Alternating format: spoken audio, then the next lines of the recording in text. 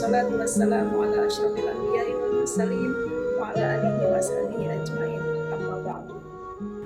Seperti kita ketahui, pandemi COVID-19 telah merubah banyak struktur kehidupan manusia, termasuk relasi di antara manusia sendiri.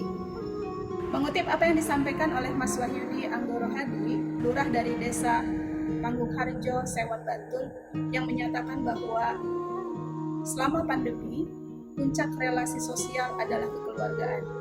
Oleh karena itu, kita melihat kondisi pandemi ini memaksa kita untuk kembali kepada keluarga.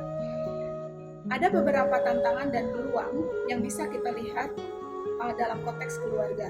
Pertama, semua anggota keluarga terpaksa melakukan adaptasi untuk bekerja dari rumah, sekolah dari rumah, dan tentu saja membatasi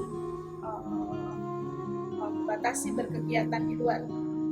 Kemudian dampak berikutnya, tantangan berikutnya adalah terutama bagi perempuan. Perempuan sebagai seorang istri, sebagai seorang ibu, tetapi ketika pandemi, perempuan juga berperan sebagai guru bagi anak-anaknya. Dan hal itu tidak mudah untuk dijalani setiap perempuan karena kondisi yang berbeda-beda tentu saja. Selain beban kerja yang berlipat yang dialami oleh perempuan, tentu saja pandemi ini juga berdampak pada kesehatan mental. Kesehatan mental tentu saja tidak hanya bagi perempuan tapi bagi seluruh anggota keluarga. Oleh karena itu, kita semua pada saat pandemi dan apalagi pada bulan suci Ramadan ini, kita berusaha untuk bisa menjaga kesehatan mental dan spiritual kita. Tantangan berikutnya yang dialami oleh perempuan ketika pandemi adalah meningkatnya kekerasan dalam rumah tangga. Berdasarkan data yang dihimpun oleh Komnas Perempuan, bahwa selama pandemi, kekerasan dalam rumah tangga atau KDRT meningkat cukup tajam, khususnya kekerasan psikologis dan ekonomi. Oleh karena itu, pada bulan Ramadan ini, mari kita bersama-sama untuk bisa merenungkan fakta ini dan berusaha untuk bagaimana kita sebagai keluarga, sebagai suami, sebagai istri, untuk bisa menahan diri tidak melakukan kekerasan di dalam rumah tangga. Dan diharapkan ke depan itu akan terus kita pertahankan. Pandemi COVID-19 juga telah memberikan peluang dalam konteks keluarga untuk memperbaiki situasi dan relasi dalam keluarga.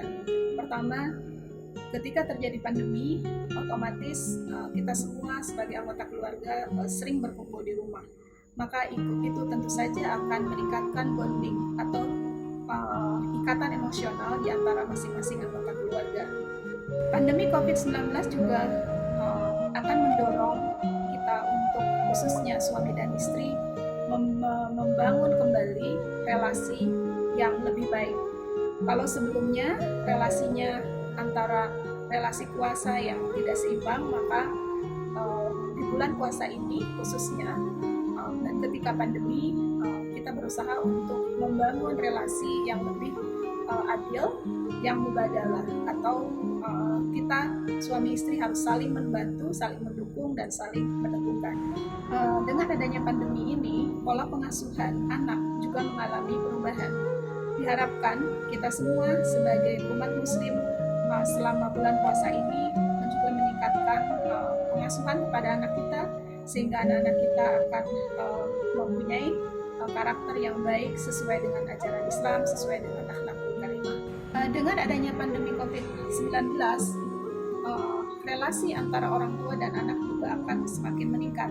Dengan demikian, diharapkan akan muncul saling percaya di antara orang tua dan anak, dan kemudian anak juga mau berkomunikasi dengan orang tuanya dengan lebih baik, dan juga diharapkan kita meminimalisir terjadinya kekerasan terhadap anak. Seperti yang tercantum dalam Quran Surat Al-Baqarah ayat 183, bahwa tujuan berpuasa adalah untuk meningkatkan ketakwaan kita.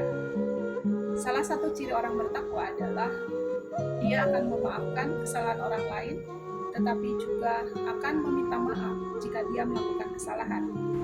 Ciri berikutnya dari orang yang bertakwa adalah dia bisa mengelola emosinya dengan baik, dia bisa mengelola amarahnya, terutama di bulan puasa ini. Oleh karena itu, mari kita semua sebagai istri, sebagai suami, sebagai anak-anak, sebagai anggota masyarakat, untuk kita terus meningkatkan kemampuan kita mengelola emosi dan kemurahhatian atau kebesaran hati kita untuk saling memaafkan, dan juga keterbukaan kita untuk meminta maaf ketika kita salah. Demikian dari saya, terima kasih atas perhatiannya. Mohon maaf bila ada kekurangan. Wassalamualaikum warahmatullahi wabarakatuh.